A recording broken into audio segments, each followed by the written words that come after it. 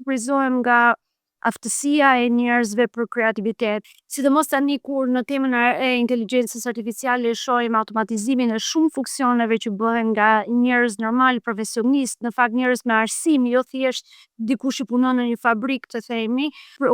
preokupimi ekziston se çfarë do të jetë ardhmja e mjekëve, çfarë do të jetë ardhmja e investitorëve, si do të jetë ardhmja e avokatëve e kështu me radhë. Dhe mua gjithmonë kur shoh këta, sidomos shumica janë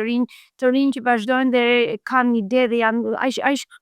kreativ, më jep shpresë që në fakt çfarë po bëjmë është të gjithë punët mondane po ja shtym anës kompjuterike dhe neve po lirojmë njerëzit dhe njerëzimin për të bërë punë më kreative dhe më me vlerë të shtuar. Kështu në atë sens jam shumë optimiste. Për të parë intervistat e plota të Ilva Tare Talks, sigurohuni të bëni subscribe, abonohuni në kanalin e YouTube dhe qëndroni të përditësuar për episodet të reja çdo javë.